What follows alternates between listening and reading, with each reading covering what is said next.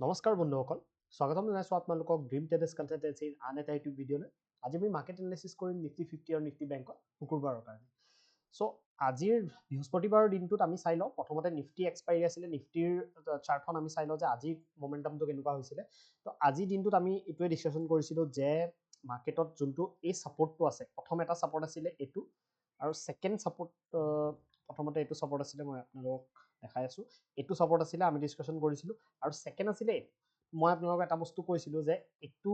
যোনটো ছাপৰ্ট আছে, এই ছাপৰ্টটো ব্ৰেক কৰিলে এইটো নোলোৱাই আপোনালোকৰ কাৰণে বেটাৰ হ'ব, বিকজ আল্টিমেটলি এইটো ছাপৰ্ট কি হৈছে, এইটো ছাপৰ্ট একদম মানে যোনটো নেক্সট ছাপৰ্ট আছে তাৰ ওচৰতে আছে, হয়নে? সেইকাৰণে মই কৈছিলোঁ আপোনালোকক যে এইটো লেভেল ব্ৰেক হ'ব দিয়ক, তাৰপিছত আমি চেলিঙৰ কাৰণে ইয়াতে ভালকৈ চাব পাৰিম। তো সেইটো আছিলে। লগতে মই এডাল আপোনাক ট্ৰেণ্ড লাইন আপোনালোকক দেখাইছিলোঁ ইয়াতে। এইডাল ট্ৰেণ্ড লাইন আপোনালোকক মই ইয়াতে দেখাইছিলোঁ যে এইডাল ট্ৰেণ্ড লাইনো ইয়াতে বনি আছিলে। আৰু চাওক যে লাষ্টত ইয়াতে মাৰ্কেটে কি কৰিলে,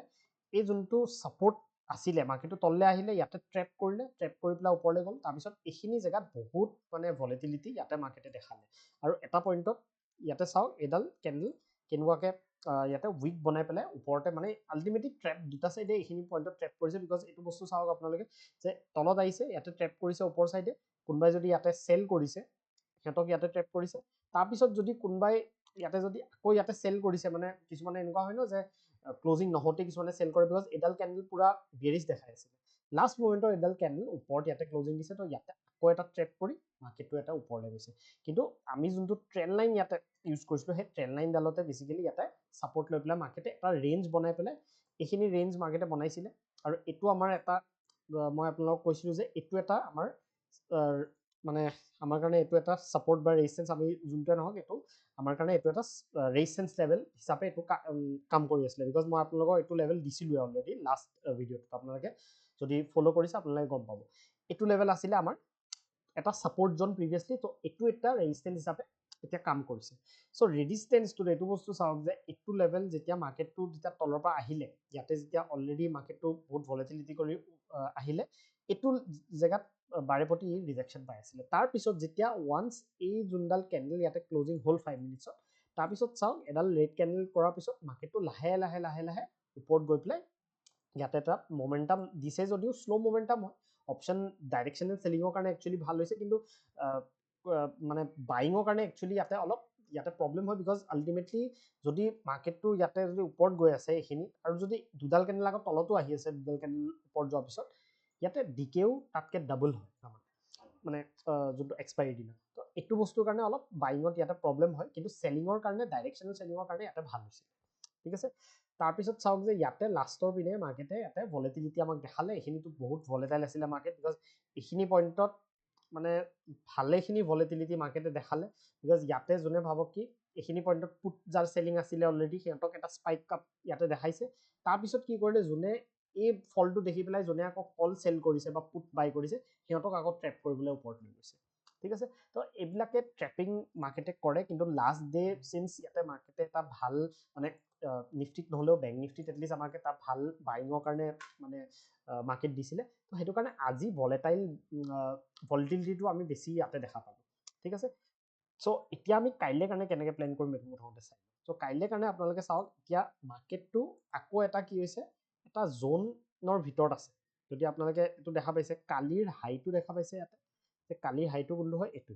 কালিৰ ল'টো কোনটো হয়, এইটো হয়নে? তো কালি হাই আৰু ল'ৰ মাজতে এটা ক্লজিং দিছে। তো ওৱান ডে টাইম ফ্ৰেম আমি চাই লওঁ, এইটোক আমি কি বুলি কওঁ, ইনচাইড কেণ্ডেল, হয়নে? এইটো ইনচাইড কেণ্ডেল লৈছে। ইনচাইড কেণ্ডেল কাক কোৱা হয়, যাৰ হাই আৰু ল' মানে প্ৰিভিয়াছ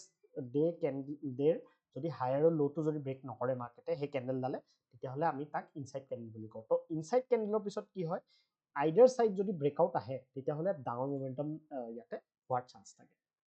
চ' কাইলৈও আমি ফ্ৰাইডেৰ দিনাখন আমি এইটো চাব লাগিব যে কোনটো চাইডে মাৰ্কেটে ব্ৰেক কৰে, নে এইটো জেগাতে কাইলৈও ট্ৰেড কৰিব। বিকজ এইটো ৰেঞ্জটো যোনটো আছে, ৰেঞ্জটো ডাঙৰ ৰেঞ্জ। ঠিক আছে। বেংক নিফটিৰ ৰেঞ্জটো আৰু ডাঙৰ হয় কালি, কিন্তু নিফটিৰ ৰেঞ্জটো চাওক, এইটো নিফটিৰ ৰেঞ্জটো এটা ডাঙৰ ৰেঞ্জ বনাইছে।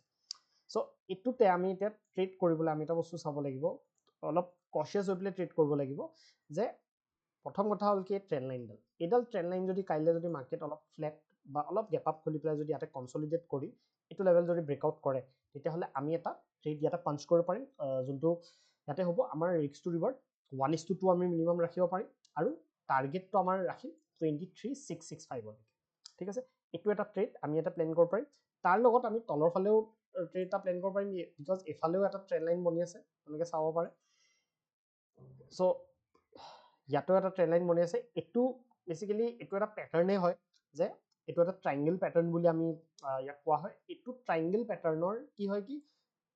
যোনটো সাইডে ব্ৰেকআউট দিয়ে আমি কাইলে ইয়াতে ট্ৰেডিং ইয়াতে ট্ৰেড এটা প্লেন কৰিব পাৰিম ঠিক আছে ভাবক কি ইয়াতে মাৰ্কেটটো অলপ ফ্লেট বা গ্যাপ ডাউন খুলি পেলাই ইয়াতে অলপ কনসলিডেট কৰি এইটো ব্ৰেক ডাউন কৰিলে তেতিয়া হলে আমাৰ টাৰ্গেট সিধা 23 প্ৰথম টাৰ্গেটটো হ'ব ইয়ালৈকে বিকজ ইয়াৰ পৰা এটা ৰিভাৰ্সেল আজি দিছে তো 23,450 লৈকে ল'ব পাৰে 450 আৰু সেকেন্ড টাৰ্গেটটো 23,413 ঠিক আছে আৰু ওপৰ সাইডে যদি ব্ৰেক কৰে আমি তেনেকৈ ইয়াতে প্লেন কৰিম ঠিক আছে এতিয়া ভাবক কি এইটো লেভেল আজি যোনটো দেখিছে এই লেভেলটো কিন্তু আজি বহুত ভাল সাপোৰ্ট হিচাপে কাম কৰিছে দেখিছে নহয় ইয়াতে সাপোৰ্ট লৈছে আকৌ দুবাৰ সাপোৰ্ট ললে আকৌ ফোৰ্থ টাইম ইয়াতে সাপোৰ্ট লৈছে তিনিবাৰ চাৰিবাৰ সাপোৰ্ট লৈছে তো ভাবক কি এই ট্ৰেন্ড লাইনডাললৈকে মাৰ্কেট নাহিলে আৰু মাৰ্কেটটো যদি ইয়াতে ফ্লেট খুলি অলপ গেপ ডাউন খুলি পেলাই ইয়ালৈকে আহে আৰু ইয়াতে বোলে কনসলিডেট কৰি থাকে কনসলিডেট কৰি এইটো বোলে ওপৰ সাইডে আমাক এটা ৰিভাৰ্সেল দেখায় তেতিয়া হলে আমি ইয়াতে এটা বাইঙৰ এটা মানে আমাৰ সেটআপ ইয়াতে বনি যাব আৰু আমি ওপৰ সাইডে এটা ট্ৰেড প্লেন কৰিব পাৰিম ৰেডাৰ দেন মানে তলৰ সাইডে ব্ৰেক কৰাতকে যদি মাৰ্কেটে ইয়াতে যদি দেখায় ৰিভাৰ্সেল বুলিশ সেটআপটো মই আপোনালোকক যেনেকৈ কৈছো যে তলৰ ফালে আহি পেলাই কিবা এটা বুলিশনেছ আমাক দেখাব লাগিব তেতিয়া আমি ইয়াতে প্লেন কৰিম ঠিক আছে সো এতিয়া যদি মাৰ্কেটটো গ্যাপ আপ খুলি যায় ডাঙৰ গ্যাপ আপ খুলি গ'ল যদি পায় ইমান মানত খুলি গ'ল তো ইয়াতে আমি কি কৰিম ইয়াতে এটা বস্তু চাব লাগিব ইয়াতে ৰিভাৰ্সেল হ'ব পাৰে নেকি মাৰ্কেটত এনেকুৱা টাইপৰ ক্যান্ডেল যদি বনাই আছে মানে ডজি টাইপৰ ক্যান্ডেল বা হেমাৰ ইনভাৰ্টেড হেমাৰ টাইপৰ ক্যান্ডেল যদি বনায় তেতিয়াহ'লে আমি ইয়াতে সেলিঙৰ কাৰণে এটা প্লেন কৰিব পাৰিম নহলে ভাবক কি মাৰ্কেটে যদি গ্যাপ আপ খুলি পেলাই ইয়াতে সাস্টেইন কৰি পেলাই যদি আধা ঘণ্টামান সাস্টেইন কৰি যদি এইটো হাইটো ব্ৰেক কৰে তেতিয়াহ'লে আমি ফাৰ্দাৰ আপসাইডৰ কাৰণে আমি ট্ৰেড 1:2 ৰিস্ক টু ৰিৱাৰ্ডত ল'ব পাৰিম ঠিক আছে এতিয়া আমি আহো নিফটি বেংকতো আজি আমি যদি চাওঁ তে ইয়াতেতো অবভিয়াসলি ৰেঞ্জটো বহুতে ডাঙৰ আছিল বিকজ কালি মাৰ্কেট আপসাইড গৈছিলে এইটো লো আছিলে কালি এইটো নহয় ইনফেক্ট এইটো লো আছিলে এণ্ড এইটো হাই আছিলে তো ইয়াৰো সেম কেছ ইয়াতে হৈছে যে এইটো যোনটো এডাল কালিৰ কেণ্ডেল সেই কালি কেণ্ডেলডালৰ ভিতৰতে আজি মাৰ্কেটটো আছে না ইয়াৰ হাই ব্ৰেক হৈছে না ইয়াৰ লো ব্ৰেক হৈছে যদি আমি ওৱান ডে টাইম ফ্ৰেমত চাওঁ ইয়াৰ হাইটো ব্ৰেক হোৱা নাই লোটো ব্ৰেক হোৱা নাই তো এইটো এটা ইনসাইড কেণ্ডেল সো এতিয়া আমি ইয়াতে কেনেকৈ প্লেন কৰিব পাৰিম কাইলৈ কাৰণে ইয়াতে আমি যদি চাওঁ ইয়াতে এডাল ট্ৰেন্ড লাইন ইয়াতে ফৰ্ম হৈ আছে এডাল যদি আপোনালোকে চাই এটা ট্ৰেন্ড লাইন এডাল ফৰ্ম হৈ আছে সো এডাল ট্ৰেন্ড লাইনত কাইলৈ যদি মাৰ্কেটে ভাবক কি অলপ যদি ফ্লেট খোলে আৰু ফ্লেট খুলি পেলাই কনসলিডেট কৰি পেলাই এইটো যদি ট্ৰেন্ড লাইনটো ব্ৰেক কৰে তেতিয়াহ'লে আমাৰ সিধা টাৰ্গেট ইয়াতে থাকিব